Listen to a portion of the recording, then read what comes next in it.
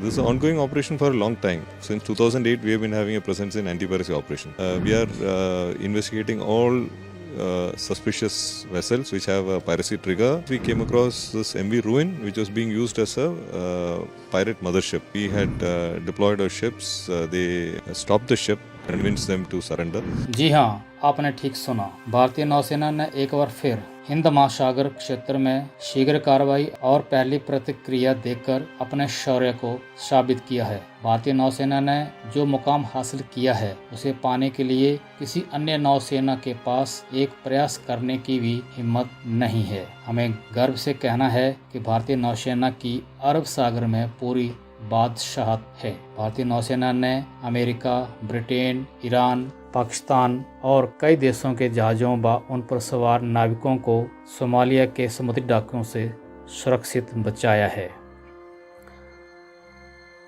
हाल ही में 15 मार्च 2024 को भारतीय नौसेना ने एक जहाज ऑपरेशन में 40 घंटे MV रोआन को बचाया। यह समुद्र में एक साहसी ऑपरेशन था जिसमें भारी गोलाबारी भी हुई। ऑपरेशन 40 घंटे तक चला। इस ऑपरेशन के अंत में भारतीय नौसेना ने 35 सोमाली समुद्र डाकुओं को समर्पण के लिए मजबूर किया और MV रोआन के चालक दल के सभी 17 नाविकों को सोमाली डाकुओं के चंगुल से मुक्त करवाया। यह ऑपरेशन भारतीय तट से लगभग 2600 किलोमीटर दूर अरब सागर में हुआ। माल्टा के झंडे के साथ MV रोआन 14 दिसंबर 2023 को अरब सागर में अरबों डॉलर की कीमती कार्गो धातु जो कि दक्षिणी कोरिया से यूरोप ले जा रहा था। बीच समुद्र में यमनी द्वीप के पास समुद्री डाकुओं ने इस व्यापारिक जहाज को घेर लिया और अपहरण कर लिया। 14 दिसंबर से लेकर 15 मार्च तक 3 महीने डाकुओं ने इस जहाज को इसे एक डकैती की शरणगाह बना लिया और ना जाने इस अवधि में उन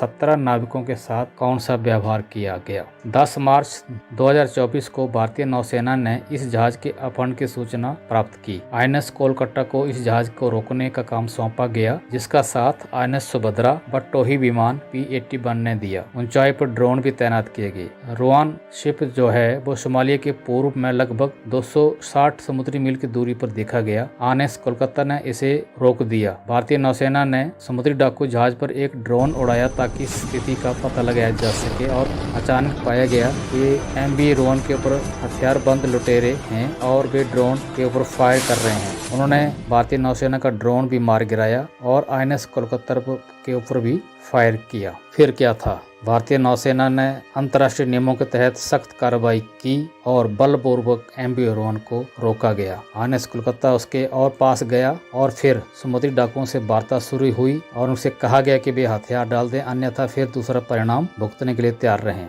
समुद्री डाकुओं ने चालक दल के सदस्यों को ढाल के रूप में इस्तेमाल कर दिया। ये सब चलते हुए सुबह हो गई। सुबह फिर INS सुभद्रा भी वहां पहुंच गया और फिर तेजी से घटनाक्रम बदला। नौसेना ने वायुसेना का साथ लिया और वायुसेना के 3 C-17 ग्लोबमास्टर विमानों से रबड़ की बोट्स और मैरीन कमांडो को उस क्षेत्र में एयर ड्रॉप किया। ये सब ड्रामा देख लीजिए भारत से 2600 किलोमीटर दूर बीच समुद्र में हो रहा था। मैरीन कमांडो ने बोट के जरिए MV रोआन पर चढ़ाई कर दी। फिर क्या था? पायरेट्स को सरेंडर करने के अलावा और कोई चारा ना दिखा। सभी ने हथियार डाल दिए और इस तरह से चालक दल के सभी 17 सदस्यों को सुरक्षित रिहा किया गया। उनमें से 7 बल्गारिया के हैं, 9 म्यांमार के नागरिक और 1 अंगोला का नागरिक है। सभी बिना किसी चोट के या किसी इंजरी के सुरक्षित रिहा किए गए। ये था भारतीय नौसेना और वायुसेना का ज्वाइंट ऑपरेशन जो अंतर्राष्ट्रीय कानून का पालन करते हुए लगभग 2600 किलोमीटर